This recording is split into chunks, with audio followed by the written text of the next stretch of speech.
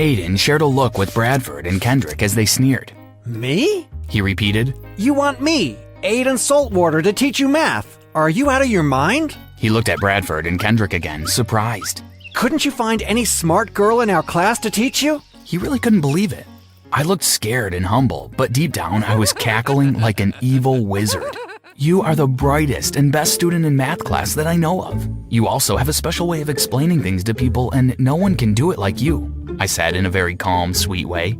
He blushed for a second, then quickly changed his facial expression to one of disgust once he noticed that his friends were looking at him. Well, He was scratching his head. My sweet talk was working. let's see if we can start on... He was about to agree when Bradford interrupted him. Aiden will not be teaching you anything. Get out of here, will you? He said in his British tongue, the accent that he used to deceive all the girls on campus. Jerk. As they tried to drive off, I stepped in front of Aiden's car. Aiden looked perplexed. I've already had this discussion with Mr. Orson, our math teacher. If I don't score A's on all my math papers this semester, you'll fail all of yours, you selfish human. And with that, I started walking off. I could already smell defeat, even though I was backing them. Wait! Aiden said. Bradford was shooting me a very intimidating look. I almost peed my pants, but then Aiden continued. Meet me at home tomorrow by 7 p.m. Don't be late. And then they sped off. Bradford made sure to splash a little bit of dirty water from a puddle on me as he drove off. Jerk. My plan was in motion. I was attractive, so I knew that it wouldn't take too long to get Aiden to become totally smitten with me. Then Bradford, the jerk. And finally, Kendrick. Those dudes didn't even know what was coming. You mess with my best friend, you mess with me. Hello, my name is Wicker. Till this day, I haven't figured out why my parents gave me that name, but if you believe that you're gonna give your children reasonable names, then quickly hit the like and subscribe button so we can go on with the story. I'm about to tell you just how I made the 3 hottest guys in my university fight over me, and maybe you'll be able to learn a thing or two from me, but only if you hit those buttons. Last week, Jordan ran into my room looking like an absolute mess. This meant something was really wrong because Jordan always looked charming and put together no matter what. Jay, what's wrong? I asked, scared. You were right. It was just a game. They were just playing with me, Wicker. Why didn't I listen to you? She cried badly. I knew what she was talking about immediately. The 3 hottest guys in our university had been asking Jordan out at the same time. I knew that this wasn't a normal thing for a group of friends to do at once, unless it was a bet. I told Jordan this, but she refused to believe me. Why are you being jealous, Wicker? Why can't you support me for once in your life? She screamed. What? What do you mean? I always support you. I'm just trying to tell you to look at this from a different point of view. Do you think it's normal for these 3 guys with a reputation to ask you out at the same time? She shook her head and told me that instead of bringing negative stuff up all the time, I should try to look at things from the positive side. She was a hotcake. The 3 guys that all the girls on campus wanted her. I tried my best to stop her from getting hurt. I even sabotaged her dates a few times, but she cut me off once she found out. I didn't know what was happening in her life anymore, so I couldn't intervene. These 3 jerks convinced her to miss her exams and go partying with them instead. They got her to send them pictures which they printed and stuck on all the lockers in school. They also did a few more terrible things to her. Things that I don't even think are appropriate to say out loud. I got so angry that I promised Jordan that I would deal with them. What are you going to do? She asked, her face swollen as a result of consistent crying. Never mind that, Jay, just relax, I said as I wiped her face and patted her head. I was in front of Aiden's house by 6:50 p.m. I rang the doorbell and he opened it. He was taken aback immediately. It's not yet 7 p.m., you dummy! He screamed as he slammed the door in my face, almost hitting my nose. Wow, what a dumbass. I was going to deal with this one specially, I thought as I stood there quite shaken.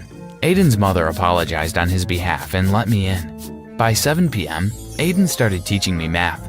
I don't think I can count the number of times he called me dummy, even if I count with both my hands and feet.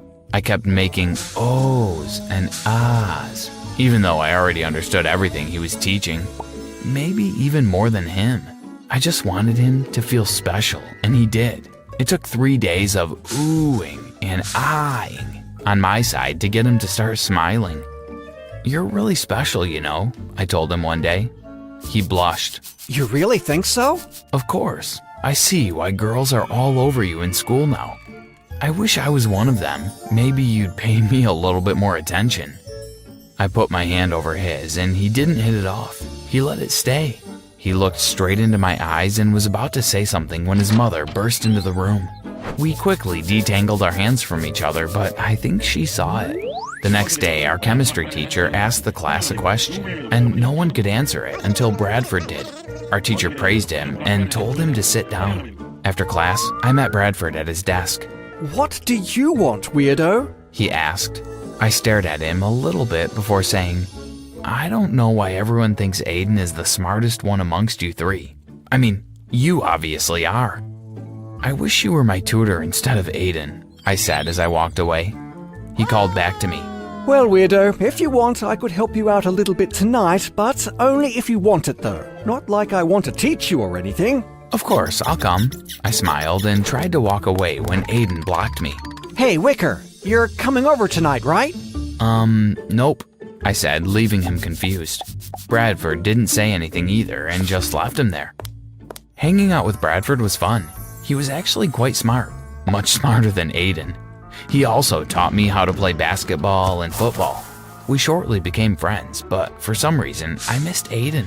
I told Jordan how I felt, and she surprised me with her reply. Oh no, you can't like Aiden. That wasn't part of your plan. Aiden is mine, and only mine. You're supposed to bring him crawling to me. I never told her about my feelings for Aiden again. I noticed that I had spent too much time with Bradford, and it was time to move on to my new prey, Kendrick. This was going to be fun. Becoming friends with Kendrick was more difficult than the others. He was only interested in partying and drinking, and after following him around for weeks without him paying any attention to me, I decided to challenge him to a drinking match. As you would expect, I passed out after just a few shots, so he had to take me home and call my parents to tell them that I was safe. I woke up the next day to hear some voices in the strange bedroom that I was sleeping in. What the hell is Wicker doing on your bed, Kendrick? What have you done? Did you hurt him? And why are you so concerned, Aiden? What's your business with Wicker, huh? You're not his tutor anymore, so his business is no longer your business. Kendrick, if you hurt that boy in any way, I swear to God, I'll make sure your face meets my fist right away. I could recognize Bradford's sweet British voice wherever I went. You know what's funny? You guys asking me stupid questions about a guy who doesn't care about you. Guess whose bed he's in? Mine. Bradford and Aiden pounced on Kendrick immediately he said this, and they all started fighting. I fell into an unconscious dark hole once again, but with a smile on my face this time, because I knew that my work was done. Next thing will be to disappear from their lives forever and treat them like bullshit whenever they try to talk to me before the main embarrassment. I kept going in and out of consciousness, and the next time I woke up, I saw Aiden rubbing my cheek saying, You'll be fine. I'm here. Nothing will happen to you. I tried my best to avoid these three guys after that incident, but Aiden always found me. One day, he took me out to dinner and confessed his feelings for me. I broke down and told him the truth. I never loved or needed any of them. It was all just a plan for revenge because of what they did to Jordan. He stormed out and didn't contact me for 2 days, after which he called me and told me that he'd forgiven me for what I did, and that I should please forgive him for what they did to Jordan too. I told him I had already and fell deeper in love with him. He also apologized to Jordan. Then we started dating in secret because Jordan was still in love with him. I pondered over inviting him over to meet my parents, but we were so scared about how my parents would react seeing us two guys together. I finally made the decision and told him to come over one night for dinner, and this is when all hell broke loose, but not in the way you'd expect. Everyone accepted us and didn't behave like there was anything wrong with dating a boy. But then my mom kept acting strange. She was so nervous and said that she felt like she knew Aiden from somewhere. About an hour into our dinner, she started crying and said, Oh my God, I remember now. It's you, Aiden. It's you. The birthmark, your eyes, your lips, and even the way you talk. She almost fainted, but my dad caught her immediately. After she had taken some water and felt much better, she confessed that she had a child before getting married to my father. She had to give said child up for adoption because she wasn't mentally or financially able to take care of a child at that point in her life.